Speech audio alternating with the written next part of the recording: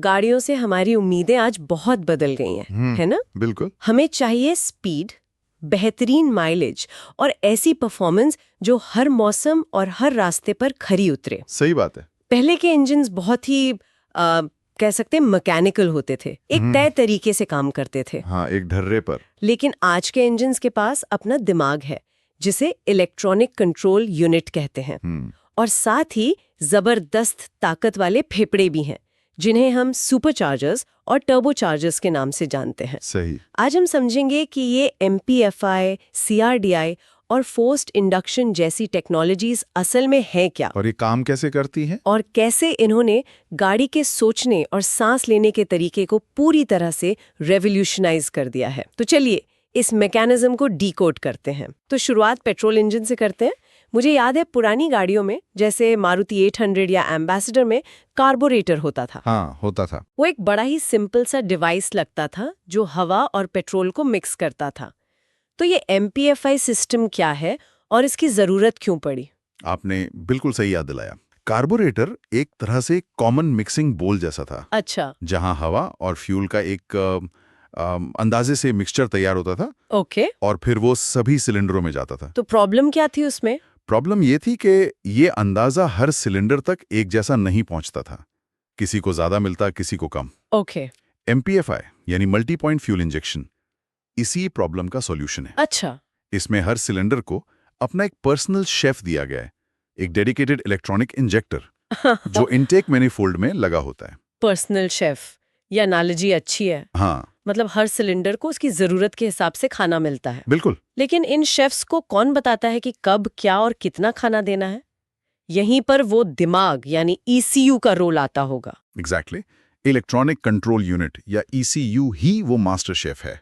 ये इंजन में लगे दर्जनों सेंसर से लगातार डेटा इकट्ठा करता है। जैसे इंजन का तापमान कितना है, बाहर की हवा कितनी ठंडी या गर्म है, थ्रॉटल कितना दबा हुआ है, गाड़ी किस गियर में है, हवा में ऑक्सीजन कितनी है। ओह, इतनी सारी चीजें। हाँ, इन सब जानकारियों को प्रोसेस करके ECU मिली सेकेंड्स में फैसला लेता है और हर इंजेक्टर को कमांड देता है कि कितना फ्यूल स्प्रे करना है, कि फ्यूल की कितनी बारीक फुहार कितने समय के लिए स्प्रे करनी है।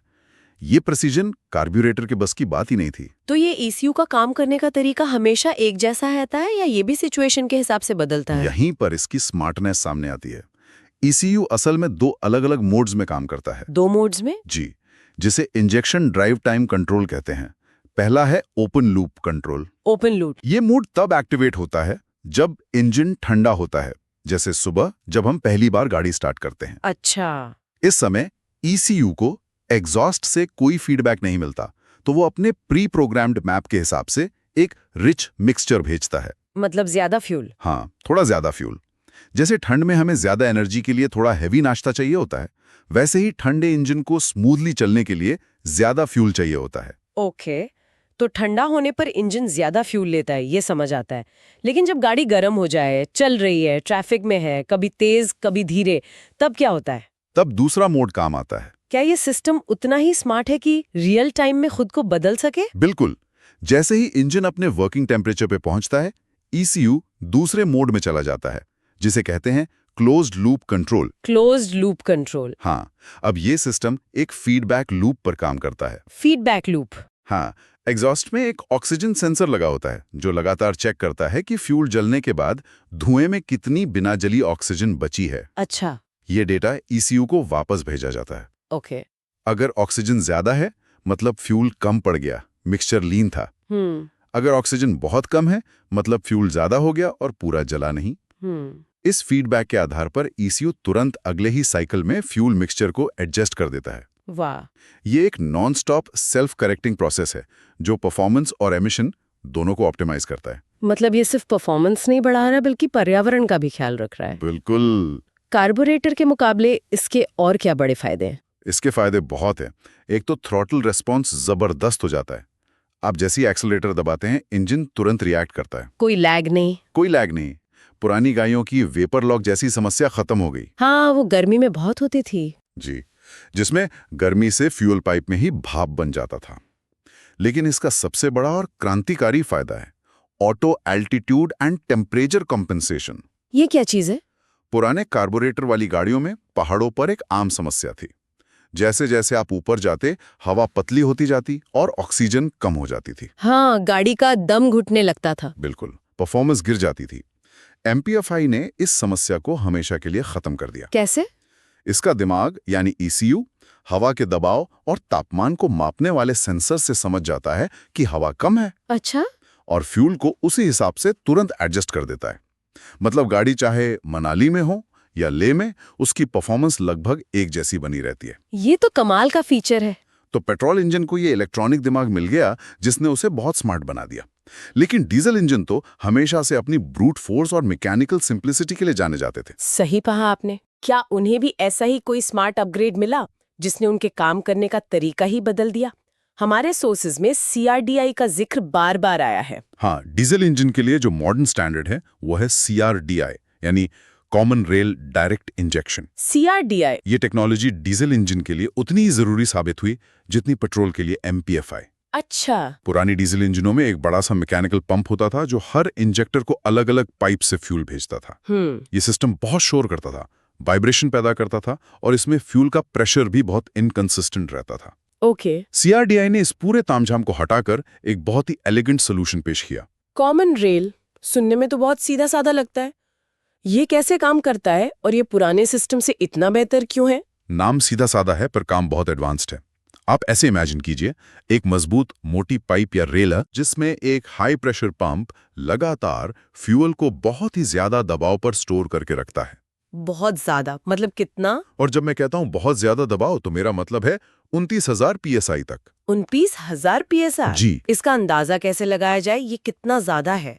अंदाजे के लिए आपकी कार के टायर में 30 से 35 PSI हवा होती है। हाँ। ये उससे लगभग 800 से 900 गुना ज्यादा प्रेशर है। बाप रे। जरा सोचिए, 29,000 PSI का दबाव इतना ज्यादा है कि अगर ये फ्यूल आपकी त्वचा पर पड़ जाए तो वो उसे काट कर सीधे आपके खून में इंजेक्ट हो सकता है। अरे। इसीलिए इस सिस्टम पर काम करने वाले मैकेनिक्स को खास ट्रेनिंग और सावधानियों की जरूरत पड़ती है। ये सिर्फ परफॉर्मेंस नहीं, बल्कि एक बेहद खतरनाक ताकत है जिसे काबू में रखा गया है। वाओ! तो चुनौती सिर्फ इतना प्रेशर बनाने की नहीं थी, बल्कि उसे कंट्रोल करने की भी थी। प्रिसाइसली।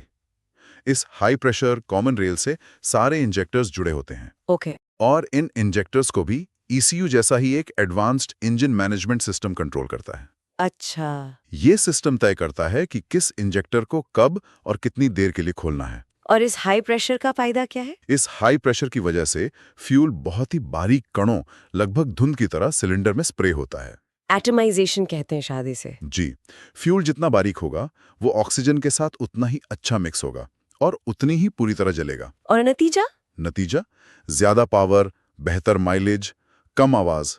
जो डीजल इंजन का पुराना खटखट वाला शोर था वो काफी हद तक इसी की देन थी। और सबसे जरूरी, बहुत कम प्रदूषण। तो MPFI और CRDI ने इंजन के दिमाग को तेज कर दिया, उसे फ्यूल कंट्रोल करने में माहिर बना दिया। बिल्कुल। अब बात करते हैं पावर की। दिमाग तो ठीक है, पर ज्यादा ताकत के लिए इंजन को ज्यादा गहरी सांस भी लेनी पड़ती होगी। हाँ जरूर। यहीं पर फोर्स्ड इंडक्शन का कॉन्सेप्ट आता है ना? एकदम सही।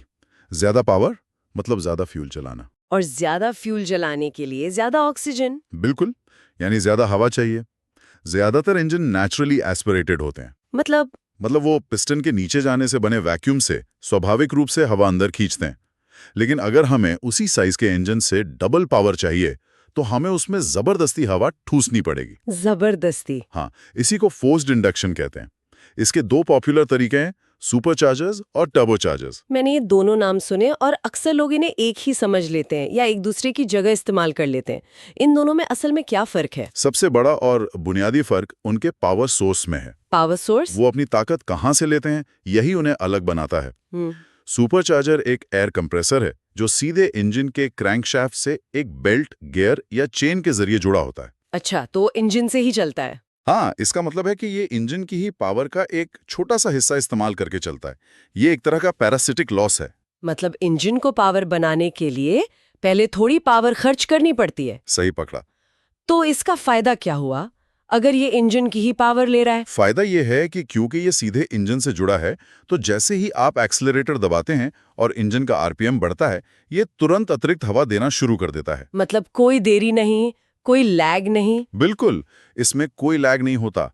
आपको लो आरपीएम पर भी तुरंत पावर बूस्ट मिलता है, जो इसे ड्रैग रेसिंग और मसल कारों के लिए बहुत पॉपुलर बनाता है। ओके, तो सुपरचार्जर इंजन से पावर लेता है और टर्बोचार्जर वो भी तो हवा ही कंप्रेस करता है। हाँ, टर्बोचार्जर भी एक तरह का सुपरचार्जर ही है, लेकिन इसे चलाने का तरीका बहुत ही इंजीनियस, बहुत ही स्मार्ट है। वो कैसे? ये इंजन से निकलने वाली बेकार एग्जॉस्ट गैसों की ऊर्जा से चलाया जाता है। क्या एग्जॉस्ट गैस से? जी, ये उस एनर्जी का इस्तेमाल करता है जो वरना सिर्फ धुएं के साथ बर्बाद हो जाती।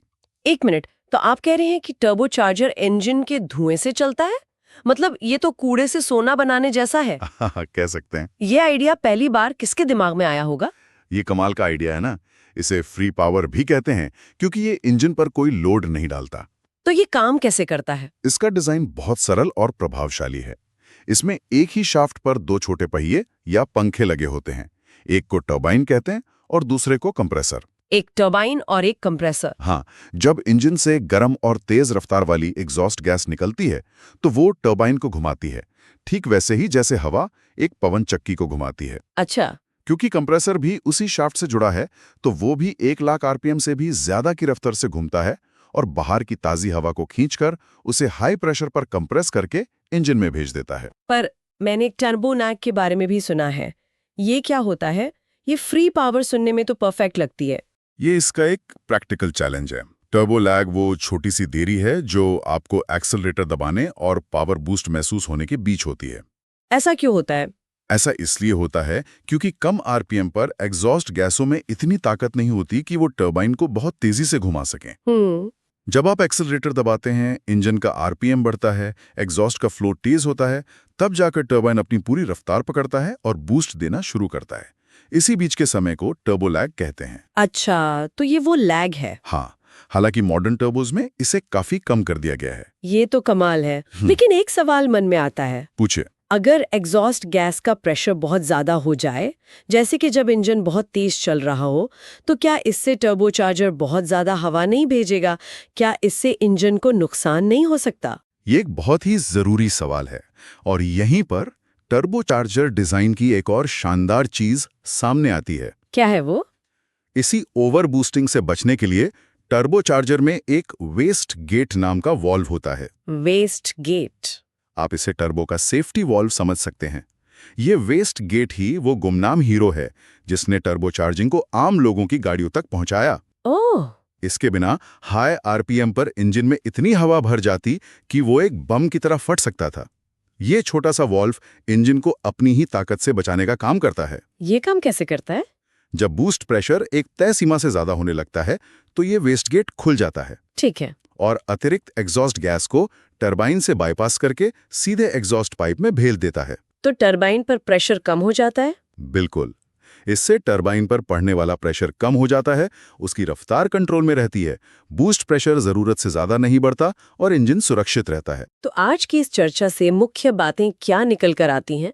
अगर हमें इसे कुछ पॉइंट्स में समेटना हो तो वो क्या होंगे? बिल्कुल। आज हमने इंजन के दिमाग और फेफड़ों को समझा। पहला, दिमाग का हिस्सा है MPFI और CRDI। MPFI पेट्रोल इंजन के लिए है, जो हर सिलेंडर को ECU के कंट्रोल में अलग इंजेक्टर देता है। और CRDI डीजल के लिए? जी, CRDI डीजल इंजन के लिए है, जो 29,000 PSI के हाई प्रेशर कॉमन रेल का इस्तेमाल करके मैकेनिकल पंप्स की जगह इलेक्ट्रॉनिक प्रिसिजन लाता है।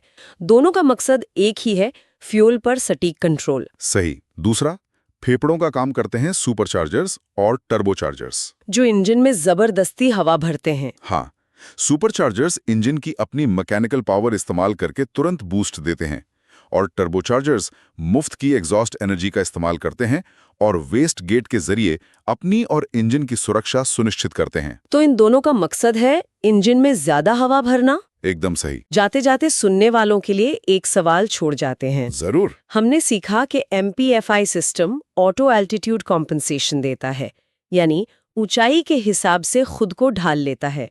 जरा सोचिए, ये खास फीचर सशस्त्र बलों यानी आर्म्ड फोर्सेस के लिए इतना जरूरी क्यों है, जब उनके वाहन मैदानी इलाकों से सियाचिन जैसे ऊंचे पहाड़ी दर्रों की तरफ जाते हैं? इस पर विचार जरूर कीजिए।